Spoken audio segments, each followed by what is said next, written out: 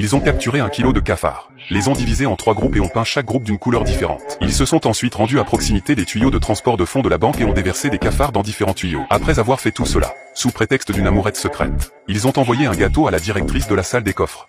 Ellie était si heureuse quand elle a reçu le gâteau. Elle a partagé le gâteau avec ses collègues. Mais avant qu'elle puisse y goûter, la police l'a informé que sa voiture avait été percutée. Ellie serra ses incisives de colère à cette vue. Je ne sais pas quel enfoiré a fait ça. Lorsqu'elle est retournée au bureau après avoir fait une déclaration, elle a trouvé la porte de la chambre forte fermée et c'était la fin de son service. Le gâteau non consommé avait également été laissé à l'intérieur. Le lendemain, lorsqu'Ellie est venue travailler, elle a été horrifiée de constater que le gâteau était couvert de cafards roses. Elle n'avait d'autre choix que d'appeler un exterminateur. À ce moment-là, Jack était prêt. Il a dit à ses hommes de mettre leur combinaison et de se déguiser en entreprise de nettoyage pour qu'ils puissent vérifier la couleur des cafards, pour déterminer quel tuyau mène à la chambre forte. Le jour du match de la ville, Jack enverra ses hommes faire exploser un poste de signalisation voisin. Les gens ne peuvent donc pas utiliser leur carte de crédit. Ils doivent donc utiliser de l'argent liquide. Donc beaucoup d'argent entre dans la chambre forte par les tuyaux. L'étape suivante consistait à désactiver le système d'alarme de la chambre forte. C'était le moment pour Jack de faire son truc. D'abord, il a sorti 2 stylos de javel de sa poche. Puis il a sorti de sa poche 2 paquets d'oursons en gélatine. Puis il a sorti un récipient. Il a versé un liquide spécial dans un sac en plastique et a mélangé tous les bonbons gélifiés dedans. Puis il a ajouté un peu du liquide des stylos à eau de javel. Une bombe improvisée était prête.